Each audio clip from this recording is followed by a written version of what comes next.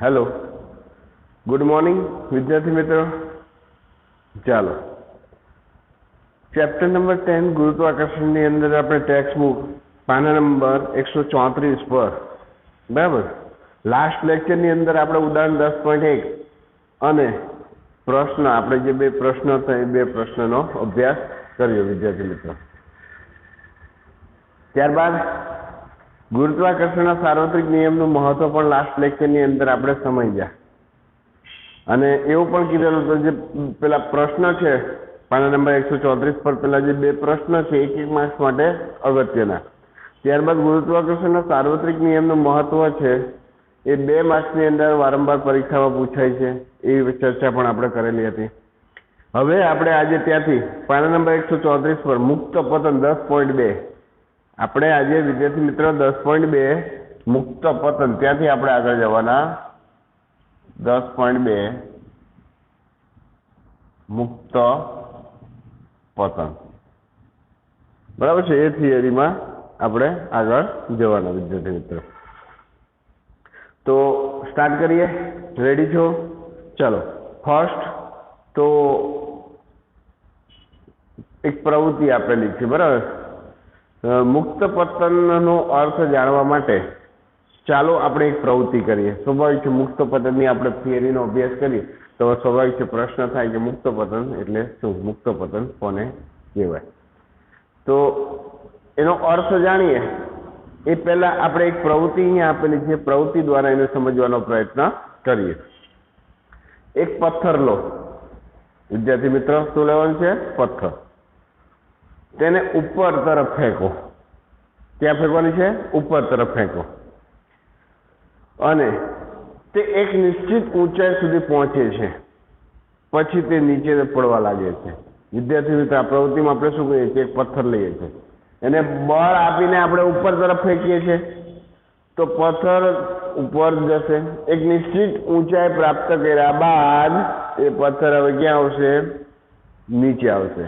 એને નીચે આવવા માટે આપણે કોઈ પણ પ્રકારનું બળ આપેલું નથી. આપણે તો એ પથ્થરને નીચેથી ઉપર ફેંકવા માટે બળ આપેલું હતું. જેટલું બળ આપેલું છે એ બળની અસર હેઠળ જ્યાં સુધી એ બળની અસર રહેશે ત્યાં સુધી એ પથ્થર ઉપર તરફ ગતિ કરશે, બરાબર. અને એ બળની અસર પૂરી થશે, હવે પથ્થર સેકન્ડના નાના ભાગ માટે ક્ષણિક સ્થિર થશે, એનો વેગ 0 થશે, બરાબર. અને પછી એ ધીમે ધીમે નીચે આવશે. એને નીચે આવવા માટે આપણે બળ આપેલું નથી. ખ્યાલ આવે છે વિદ્યાર્થી મિત્ર? તો આપણે અભ્યાસ કર્યો કે પૃથ્વી પદાર્થને પોતાની તરફ આકર્ષે છે. આપણે આગળ જોઈ ગયા, પૃથ્વી છે દરેક પદાર્થને પોતાની તરફ શું કરે છે? આકર્ષે છે. આમ થવાનું કારણ ગુરુત્વાકર્ષણ છે. આમ થવા પાછળનું કારણ શું? ગુરુત્વાકર્ષણ, બરાબર. જ્યારે કોઈ પદાર્થ પૃથ્વી તરફ ફક્ત આ બળને કારણે ગતિ કરતો હોય ત્યારે આપણે કહી શકીએ કે પદાર્થ મુક્ત પતન કરે છે. આપણે પ્રવૃત્તિમાં પથ્થરને નીચેથી ઉપર ફેંકેલો છે, એ બળની અસર જ્યાં સુધી છે ત્યાં સુધી ઉપર તરફ ગતિ કરે છે. જેવી એ બળની અસર પૂરી થાય આપણે આપેલા, બરાબર, તો ક્ષણિક એનો વેગ 0 થશે અને ત્યારબાદ એ નીચે આવવા લાગશે. એને નીચે આવવા માટે આપણે બળ નથી આપેલું, પણ પૃથ્વીનું જે ગુરુત્વાકર્ષણ બળ છે એ ગુરુત્વાકર્ષણ બળને કારણે એ પથ્થર હવે નીચે તરફ ગતિ કરે છે. તો વિદ્યાર્થી મિત્રો, અહીંયા ટેક્સ્ટ બુકમાં એ કહે છે કે આમ પૃથ્વી તરફ ફક્ત આ ગુરુત્વાકર્ષણ બળને કારણે જો કોઈ પદાર્થ ગતિ કરતો હોય ત્યારે આપણે કહી શકીએ કે પદાર્થ મુક્ત પતન કરે છે.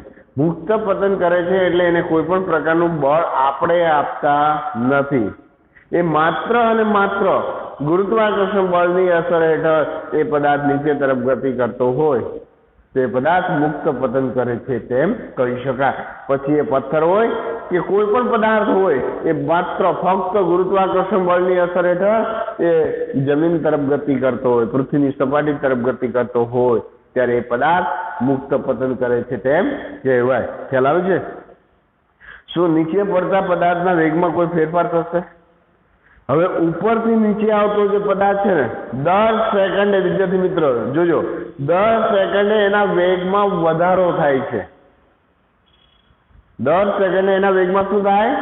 વધારો થાય છે, બરાબર. એટલે અહીંયા પ્રશ્ન પૂછ્યો, શું નીચે પડતા પદાર્થના વેગમાં કોઈ ફેરફાર થશે? થશે.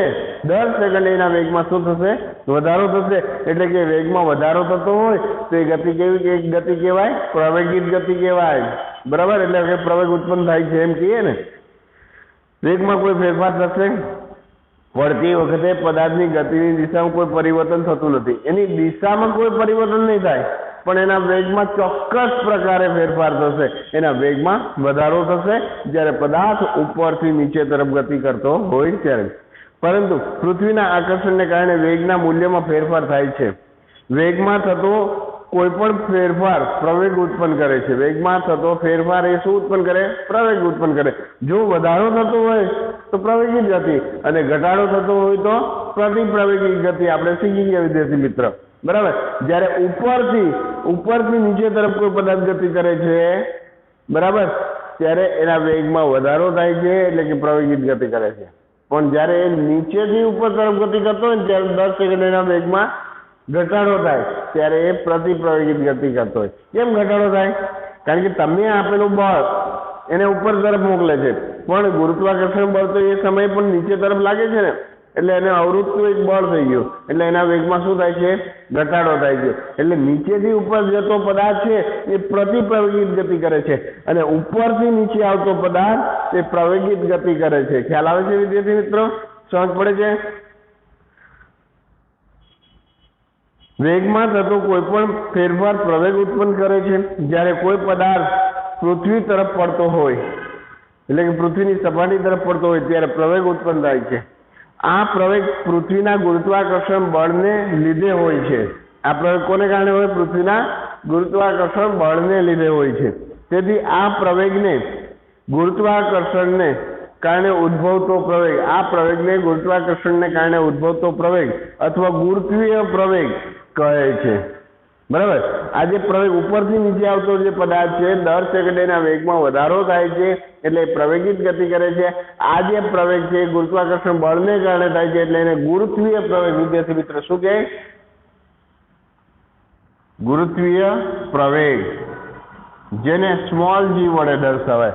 આપણે વિદ્યાર્થી મિત્રો તમને યાદ હોય તો ન્યૂટન ગતિનો બીજો નિયમ શીખી ગયા, F બરાબર m × a. અહીંયા આ જે a એટલે શું છે? પ્રવેગ છે. a એટલે શું છે વિદ્યાર્થી મિત્રો? પ્રવેગ છે. આ જે પ્રવેગ છે, બરાબર. હવે ગુરુત્વાકર્ષણ બળને કારણે જો પ્રવેગ ઉત્પન્ન થતો હોય તેને ગુરુત્વીય પ્રવેગ કહેવાય. ત્યારે બળ શોધવા માટે આપણે કયું સૂત્ર? mg લખી શકીએ. શું લખી શકીએ? mg લખી શકીએ. F બરાબર mg. ખ્યાલ આવે છે? સમજ પડે છે? સમજો. આ પ્રવેગને આ પ્રવેગ ગુરુત્વાકર્ષણને કારણે ઉદ્ભવતો પ્રવેગ અથવા ગુરુત્વીય પ્રવેગ કહે છે. તેને સ્મોલ g વડે દર્શાવાય છે. સ્મોલ g નો એકમ તે જ છે જે પ્રવેગનો એકમ છે. પ્રવેગનો SI એકમ શું છે? મીટર પ્રતિ સેકન્ડ સ્ક્વેર. એ જ રીતે આજે અહીંયા ગુરુત્વીય પ્રવેગ છે, ગુરુત્વીય પ્રવેગનો ગુરુત્વીય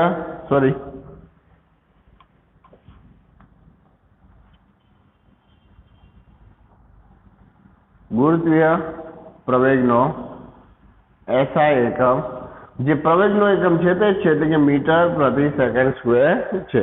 ખ્યાલ આવે? ફેર શું છે કે અહીંયા ગુરુત્વાકર્ષણને કારણે પ્રવેગ ઉત્પન્ન થાય છે, એટલે ગુરુત્વીય પ્રવેગ. એટલે આપણે a ની જગ્યાએ શું લખ્યું? g લખ્યું. ખ્યાલ આવે છે? એટલે મુક્ત પતન કરતો પદાર્થ છે, એ પદાર્થ પર લાગતું બળ શોધવા માટેનું સૂત્ર ન્યૂટન ગતિના બીજા નિયમ અનુસાર F બરાબર mg, બરાબર. અહીંયા પ્રવેગ કયો? ગુરુત્વીય પ્રવેગ સ્મોલ g. ઓકે, ચાલો આગળ જઈએ. ગતિના g નો એકમ તે જ છે જે પ્રવેગનો એકમ છે, એટલે કે મીટર પ્રતિ સેકન્ડ સ્ક્વેર.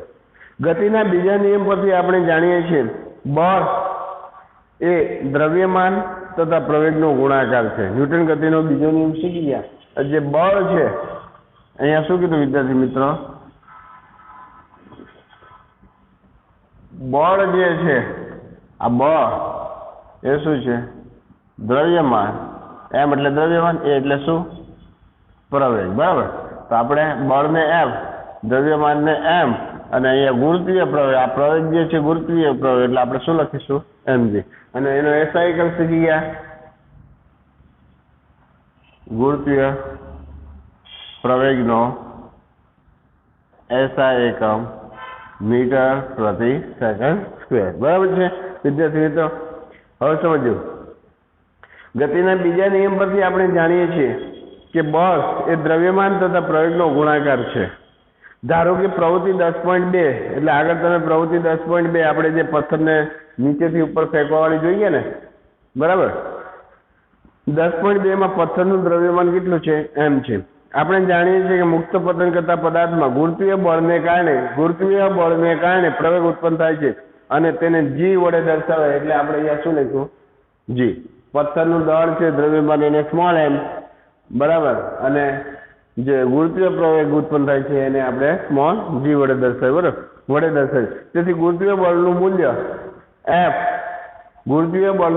F, દ્રવ્યમાન m તથા ગુરુત્વીય પ્રવેગ g ના ગુણાકાર જેટલું હોય છે. એટલે કે F બરાબર mg. વિદ્યાર્થી મિત્રો, અને હું શું કહું? સમીકરણ નંબર 1. બરાબર છે. એ જ પ્રમાણે વિદ્યાર્થી મિત્રો આપણે આગળ એક સમીકરણ શીખી ગયા. કયું? F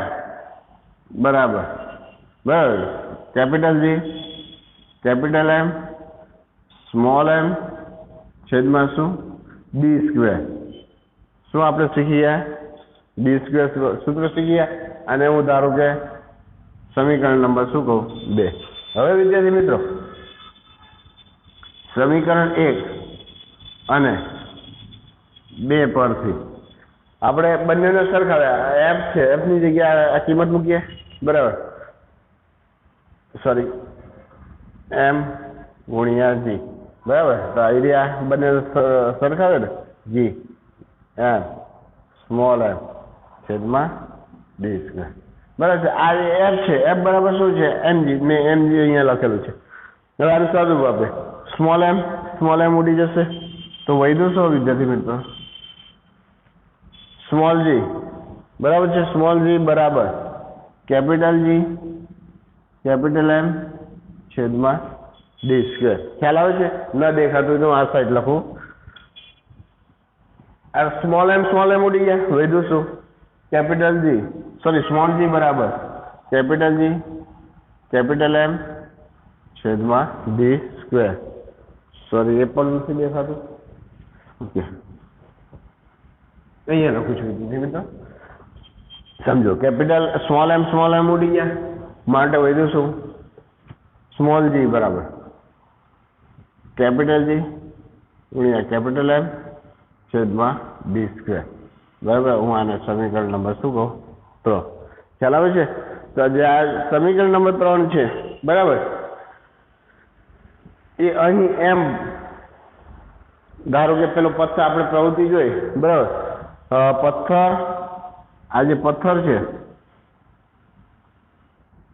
એ ઉપરથી નીચે આવી રહ્યો છે ને, બરાબર, તો પથ્થર ને આ પૃથ્વીની સપાટી પર આવી રહ્યો છે ને, તો આ જે પૃથ્વી છે, પૃથ્વીનું દળ આપણે કેપિટલ M લઈએ. બરાબર, ખ્યાલ આવે છે? ને એનો જે પ્રવેગ છે એ પ્રવેગને આપણે સ્મોલ g વડે દર્શાવીએ. તો અહીં m પૃથ્વીનું દ્રવ્યમાન છે, d આ પથ્થર અને પૃથ્વીના કેન્દ્ર વચ્ચેનું અંતર, બરાબર, એને શું કહેવાય? d પદાર્થ તથા પૃથ્વી વચ્ચેનું અંતર છે. ધારો કે એક પદાર્થ પૃથ્વી પર તેની સપાટી નજીક છે. સમીકરણ 10.7 ચોપડીમાં વિદ્યાર્થી એટલે કે આ સમીકરણ, બરાબર, માં અંતર d, પૃથ્વીની ત્રિજ્યા આ જેટલું થશે. તેથી પૃથ્વીની સપાટી કે તેની નજીક રાખેલા પદાર્થ માટે mg બરાબર કેપિટલ G ગુણ્યા કેપિટલ M ગુણ્યા સ્મોલ m છેદમાં d ની જગ્યાએ શું લો? r. અંતર કેટલું છે? પૃથ્વીની સપાટીથી જે પદાર્થ છે એ પૃથ્વીની ત્રિજ્યા જેટલું છે, એટલે d ની જગ્યાએ તમે r લખો તો પણ ચાલે, r સ્ક્વેર. માટે સ્મોલ g બરાબર કેપિટલ G કેપિટલ M છેદમાં r સ્ક્વેર. બરાબર છે વિદ્યાર્થી મિત્રો? હવે સમજો, આ જે આપણે આ સમીકરણ લખેલું છે, સોરી, આ જે આપણે સરખાવ્યું છે સ્મોલ m કેપિટલ G બરાબર capital G capital M small m છેદમાં d સ્ક્વેર. એ d સ્ક્વેર શું છે? ધારો કે આ પૃથ્વી છે ને પૃથ્વીની સપાટી પર કોઈ જગ્યાએ પદાર્થ છે. આ શું છે? પદાર્થ, આ શું છે? પૃથ્વી. તો આનું જે અંતર છે એ અંતરને ધારો કે પૃથ્વીની શું કહેવાય? ત્રિજ્યા કહેવાય. બરાબર. તો ડી ની જગ્યાએ તમે શું લો? આર લો તો પણ ચાલે, એટલે કે આર સ્ક્વેર. કેપિટલ સ્મોલ નહીં, સોરી મારી મિસ્ટેક, કેપિટલ આર સ્ક્વેર. જો પૃથ્વીના દળને કેપિટલ એમ ઈ વડે દર્શાવો, પૃથ્વીની ત્રિજ્યાને આર ઈ વડે દર્શાવો તો આ રીતે પણ લખી શકાય. એટલે આ સ્મોલ એમ ઉડી જશે તો વધશે શું? સ્મોલ જી બરાબર કેપિટલ જી, કેપિટલ એમ ઈ, અથવા ખાલી એમ લખશું તો પણ ચાલશે. સમજો એમ ઈ મેં પૃથ્વીના સંદર્ભમાં લખેલું છે. બરાબર. આ જે ત્રિજ્યા છે પૃથ્વીના સંદર્ભમાં લખેલી છે, ખાલી આર લખો તો પણ ચાલે. સમજ પડે છે? એટલે કે પૃથ્વીની સપાટી ઉપર કોઈ પણ પદાર્થ છે, એ પદાર્થ ઉપર કોઈ પણ જગ્યાએ ગુરુત્વાકર્ષણ, આ ગુરુત્વ પ્રવેગ જીનું મૂલ્ય કેટલું એ શોધવું હોય તો આ સૂત્રની મદદથી તમે શોધી શકો. ખ્યાલ આવે છે? આ સૂત્ર પણ લઈ શકો, આ સૂત્ર પણ લઈ શકો. આ સૂત્ર બંને સરખું છે. અહીંયા ડી સ્ક્વેર લખેલું છે. આ ફેર એટલો છે કે પૃથ્વીની વાત કરેલી છે, તો પૃથ્વીની સપાટી પર કોઈ પણ જગ્યાએ કોઈ પણ પદાર્થ હોય તો પૃથ્વીના કેન્દ્રથી એ પદાર્થ વચ્ચેના અંતરને પૃથ્વીની ત્રિજ્યા કહેવાય. એટલે આર સ્ક્વેર ઈ આપણે લખી શકીએ. શું લખી શકીએ? આર સ્ક્વેર ઈ. ખ્યાલ આવે છે? અહીંયા જો ચોપડીમાં આગળ, પૃથ્વી સંપૂર્ણ ગોળ નથી. વિદ્યાર્થી મિત્રો, પૃથ્વીની ત્રિજ્યા ધ્રુવોથી વિશ્વવૃત્ત તરફ જતા, પૃથ્વી સંપૂર્ણ ગોળ નથી એવી વાત કરી છે. આ જે પૃથ્વી છે બરાબર, આ વિશ્વવૃત્ત છે ને આ ધ્રુવો છે. બરાબર. અહીંયા હું બે બતાવું છું, આ ઉત્તર ધ્રુવ ને આ દક્ષિણ ધ્રુવ. તો અહીંયા સમજો જ, પૃથ્વી સંપૂર્ણ ગોળ નથી. પૃથ્વીની ત્રિજ્યા ધ્રુવોથી વિશ્વવૃત્ત તરફ જતા વધતી જાય છે. જેમ જેમ તમે નીચે આવશો એમ આ જે ત્રિજ્યા છે, વ્યાસ છે, શું થશે? વધતો જશે. બરાબર. તેથી જીનું મૂલ્ય ધ્રુવો પર વિશ્વવૃત્તની સાપેક્ષ વધુ હોય છે. એટલે અહીંયા સમજો, આ ધ્રુવ આગળ આ જીનું મૂલ્ય વધારે હોય, જ્યારે વિશ્વવૃત્ત આગળ જીનું મૂલ્ય કેવું હશે? ઓછું હશે. પૃથ્વીની ત્રિજ્યા ધ્રુવોથી વિશ્વવૃત્ત તરફ જતા વધતી જાય છે. તેથી જીનું મૂલ્ય ધ્રુવો પર વિશ્વવૃત્તની સાપેક્ષમાં વધુ હોય છે. મોટાભાગની ગણતરીઓમાં આપણે 9મા ધોરણની અંદર દાખલાઓની જે વ્યવહારિક ગણતરી છે, સમજૂતી છે, સરળતા ખાતર આપણે જીનું મૂલ્ય બધી જ જગ્યાએ સરખું લેશું. ગણતરીઓમાં પૃથ્વીની સપાટી પર અથવા તેની નજીક જીનું મૂલ્ય લગભગ અચળ ગણીએ છીએ, પરંતુ પૃથ્વીથી દૂર રહેલા પદાર્થો માટે પૃથ્વીના ગુરુત્વીય બળને કારણે ઉદ્ભવતો પ્રવેગ, બરાબર, આ જે સમીકરણ છે સ્મોલ જી બરાબર કેપિટલ જી ગુણ્યા એમ છેદમાં આર સ્ક્વેરની મદદથી આપણે શોધી શકીએ. ખ્યાલ આવે છે વિદ્યાર્થી મિત્ર? તો અહીંયા સમજો, હું ફરી પાછું કહું છું, આ જે સૂત્ર છે, આ સૂત્ર પૃથ્વીની સપાટી પર કોઈ પણ જગ્યાએ રહેલા પદાર્થ પર ગુરુત્વીય પ્રવેગ કેટલો લાગે એ શોધવા માટેનું સૂત્ર છે. બરાબર છે? આ ઉપરાંત અન્ય કોઈ પદાર્થ, ધ્રુવો છે, અન્ય કોઈ ગ્રહો છે, એના પર ગુરુત્વીય પ્રવેગ જીનું મૂલ્ય કેટલું, તો એ પણ આ સૂત્રની મદદથી તમે શોધી શકો. ખ્યાલ આવે છે? સમજ પડે છે? તો વિદ્યાર્થી મિત્રો, અહીંયા આપણે મુક્ત પતન સમજ્યા. મુક્ત પતન એટલે શું? કોઈ પણ પ્રકારના બાહ્ય બળ આપ્યા વગર માત્ર અને માત્ર ગુરુત્વાકર્ષણ બળની અસર હેઠળ જ્યારે પદાર્થ નીચે તરફ ગતિ કરતો હોય ત્યારે પદાર્થ મુક્ત પતન કરે છે તેમ કહેવાય. બરાબર. 1 માર્ક્સનો શોર્ટ ક્વેશ્ચન. મુક્ત પતન કોને કહેવાય? એની ડેફિનેશન આપ્યું તો કોઈ પણ પદાર્થ છે એને બાહ્ય બળ આપ્યા સિવાય માત્ર અને માત્ર ગુરુત્વાકર્ષણ બળની અસર હેઠળ એ નીચે તરફ ગતિ કરતો હોય, બરાબર, તે પદાર્થ મુક્ત પતન કરે છે તેમ કહેવાય. મુક્ત પતન કરતા પદાર્થના ગુરુત્વીય પ્રયોગનું સૂત્ર કયું? સ્મોલ જી બરાબર કેપિટલ જી ગુણ્યા કેપિટલ એમ છેદમાં ડી સ્ક્વેર. ખ્યાલ આવે છે? હવે આપણે એમ કહીએ કે પૃથ્વીની સપાટી પર કોઈ પણ જગ્યાએ પદાર્થ હોય તે પદાર્થ પર કેટલું ગુરુત્વીય પ્રવેગ લાગે છે એ શોધવા માટેનું સૂત્ર સ્મોલ જી બરાબર કેપિટલ જી ગુણ્યા કેપિટલ એમ ઈ પૃથ્વીનું દળ આર સ્ક્વેર ઈ પૃથ્વીની ત્રિજ્યા, અને ખાલી આર લખો તો પણ ચાલે, ખાલી કેપિટલ એમ લખશું તો પણ ચાલે. ઘણી જગ્યાએ તમને આવી રીતે આપ્યું હોય તો ઈ આપ્યું એટલે ઈ એટલે અર્થ એ આપણે સમજવાનું. ખ્યાલ આવે છે? સમજ પડે છે? ચાલો ઓકે. હવે આપણે ગુરુત્વ પ્રયોગ જીના મૂલ્યની ગણતરી પૃથ્વી પર જીનું મૂલ્ય કેટલું છે તો સમજીએ વિદ્યાર્થી મિત્રો આપણે. બરાબર.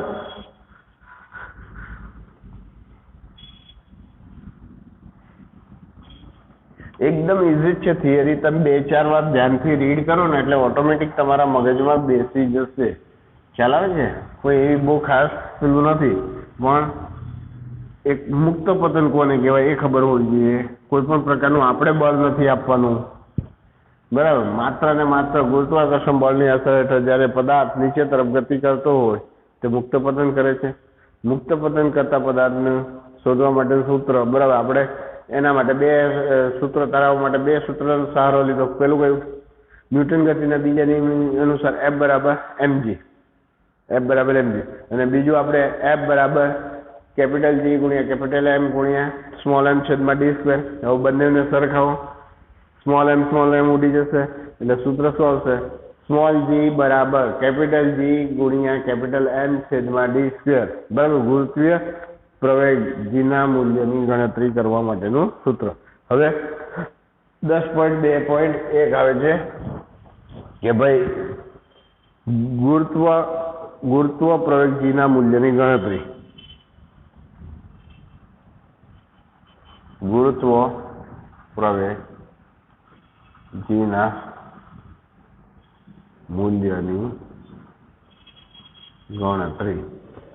વિદ્યાર્થી મિત્ર આ થિયરી છે. બરાબર.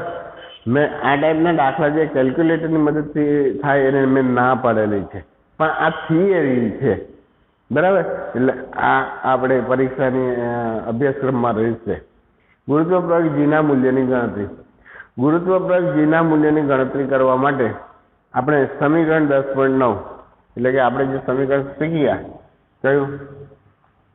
સ્મોલ g બરાબર કેપિટલ G કેપિટલ M છેદમાં d સ્ક્વેર લખો અથવા r સ્ક્વેર લખો ચાલશે. બરાબર છે. હવે આની અંદર આપણે કેપિટલ M શું છે? પૃથ્વીની ત્રિજ્યા. શું છે? પૃથ્વીની ત્રિજ્યા. me લખો તો પણ ચાલશે, re લખો તો પણ ચાલશે. બરાબર. g નું મૂલ્ય તો આપણને આગળ આપેલું છે.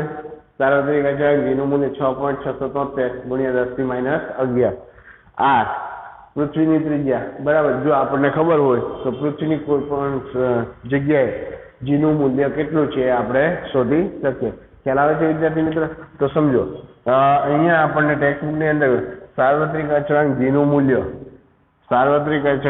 મૂલ્ય કેટલું આપ્યું?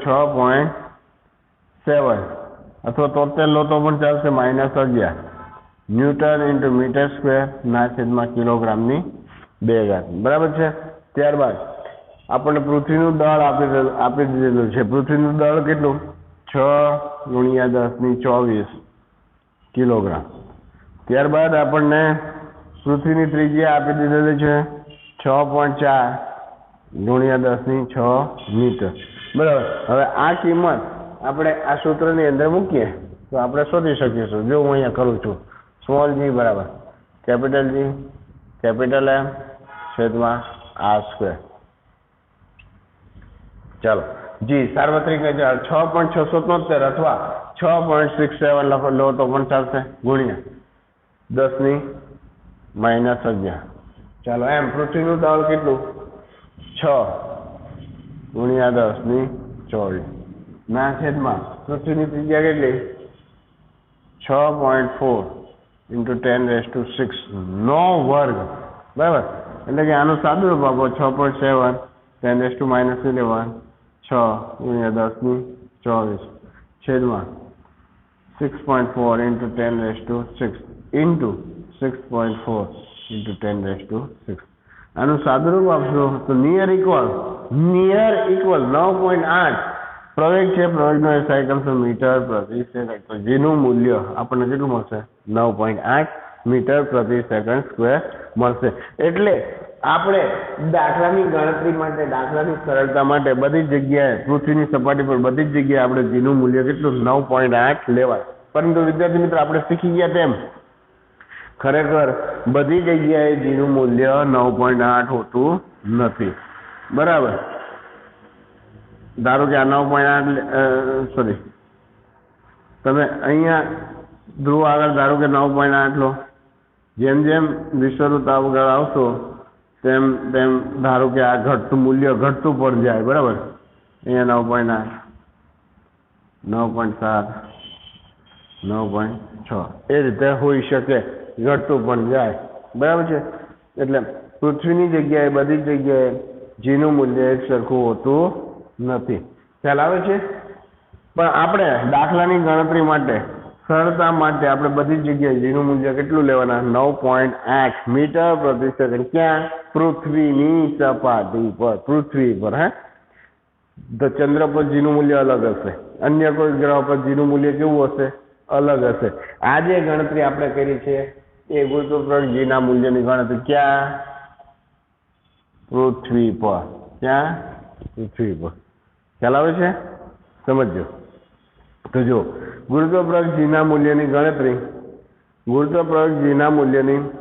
ગણતરી કરવા માટે આપણે સમીકરણમાં જી કેપિટલ એમ તથા કેપિટલ આર ના મૂલ્ય મૂકીશું.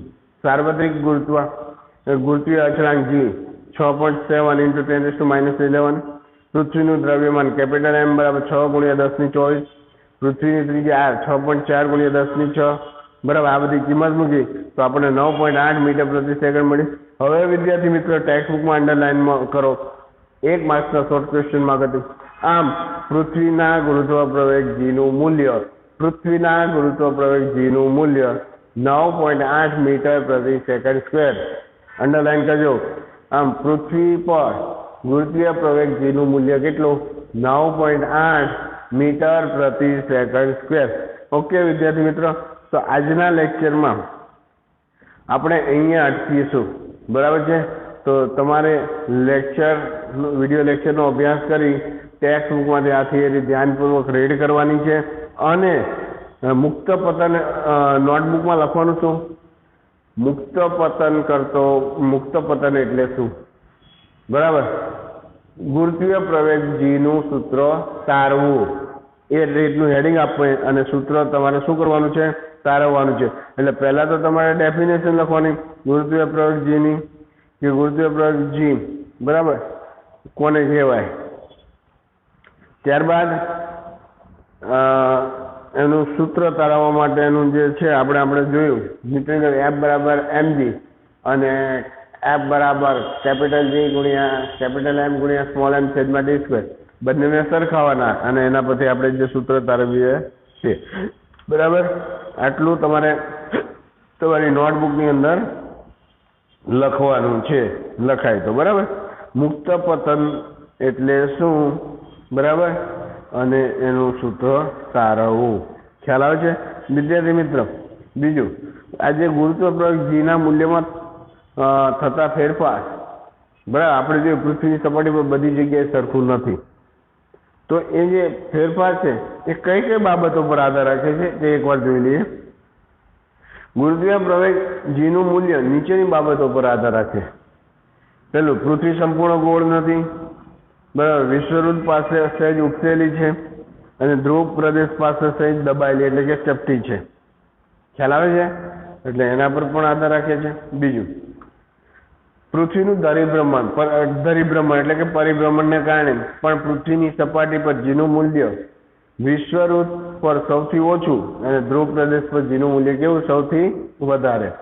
ત્રીજું, ગુરુત્વ પ્રવેગ જીનું મૂલ્ય પૃથ્વીની સપાટી પર મહત્તમ બરાબર હોય છે. પૃથ્વીની સપાટીથી જેમ જેમ ઊંચે જઈએ તેમ જીનું મૂલ્યમાં શું થાય છે? ઘટાડો થાય છે. ને ચોથું, પૃથ્વીની સપાટી પર ક્યાંક જમીન છે તો ક્યાંક પાણી. જમીન પ્રદેશમાં જમીનો, પર્વતો, ઊંડી ખીણોનો સમાવેશ થાય છે. વળી જમીન પરના ખડકો પણ ભિન્નતા જોવા મળે છે. જળ વિસ્તારમાં નદી, તળાવ, સરોવર, મહાસાગરનો સમાવેશ થાય છે અને પ્રત્યેકની ઊંડાઈ ભિન્ન હોય છે. બરાબર. વળી પાણીની ઘનતામાં પણ સૂક્ષ્મ તફાવત જોવા મળે છે. આ બધી બાબતો પર સ્મોલ જીનું મૂલ્ય આધાર રાખે છે. બરાબર છે. તો મુક્ત પતન એટલે શું? ટેક્સ્ટ બુકમાંથી તમારે રીડ કરવાનું છે. એનું સૂત્ર જે આપણે તારેવું સ્મોલ જી, બરાબર, કેપિટલ જી ગુણ્યા કેપિટલ એમ છેદમાં આર સ્ક્વેર, બરાબર, એ સૂત્ર તમારે જોવાનું છે. તો આજના લેક્ચરમાં આપણે અહીંયા અટકીશું, પછીના લેક્ચરમાં આપણે આગળ જશું. ઓકે વિદ્યાર્થી મિત્રો, ચાલો રીડ કરજો ઘરે, બરાબર. Okay, bye. અને હાલો વિદ્યાર્થી મિત્રો, આપણી જે પરીક્ષા છે સોમવારે કે મંગળવારે સાયન્સની છે ને, એમાં આપણે ફિઝિક્સમાં કેટલું હશે? પાના નંબર 136, પાના નંબર 136 સુધી આપણી જે મંગળવારની પરીક્ષા છે એની અંદર એટલું તમારે તૈયાર કરવાનું છે. ખાલી એક આ ફિઝિક્સની અંદર એક જ ચેપ્ટર 10 ગુરુત્વાકર્ષણ, બરાબર. ચેપ્ટર જ્યાંથી સ્ટાર્ટ થાય ત્યાંથી પાના નંબર 136 સુધી જેટલું પણ ચલાવેલું છે બધું પરીક્ષામાં હશે. અત્યારે કદાચ સરકારે પેલો અમુક સિલેબસ એમાંથી ટોપિક કાઢી નાખ્યો હશે તો એ આપણે જોવા નથી. ફર્સ્ટ ટાઈમ શીખીએ છીએ, ફર્સ્ટ ટાઈમ એક્ઝામ લઈએ ત્યારે બધું જ બરાબર છે. તો પાના નંબર 136 સુધી ખ્યાલ આવે છે. એમાં તમે ગુરુત્વાકર્ષણનો સાર્વત્રિક અચળાંક, બરાબર, મોસ્ટ ટાઈમની થિયરી વિદ્યાર્થી મિત્રો સમજ પડે છે. ત્યારબાદ મુક્ત પતન એટલે શું ટૂંકમાં સમજાવો, એ ટાઈપનો પણ પ્રશ્ન પૂછી શકાય. જો આપણે જો પહેલેથી જરાક ચર્ચા કરીએ તો ગુરુત્વાકર્ષણનો સાર્વત્રિક નિયમ લખો અને તેનું સૂત્ર તારું મોટા સવાલો. પછી ગુરુત્વાકર્ષણના સાર્વત્રિક નિયમનું મહત્વ, મુક્ત પતન એટલે શું, આજે જે થિયરી શીખા છે. પછી ગુરુત્વ પ્રયોગ, પૃથ્વીની સપાટી પર ગુરુત્વ પ્રયોગની ગણતરી, ખ્યાલ આવે છે, સમજ પડે છે. ત્યારબાદ હવે આપણે આગળ જઈએ ત્યારે ફરી પાછી ચર્ચા કરીશું. તો આજના લેક્ચરમાં આપણે અહીંયા અટકીએ છીએ, બરાબર. તમારે પરીક્ષામાં પાના નંબર 136 સુધીનું તૈયાર કરવાનું છે physics. Okay, bye, thank you.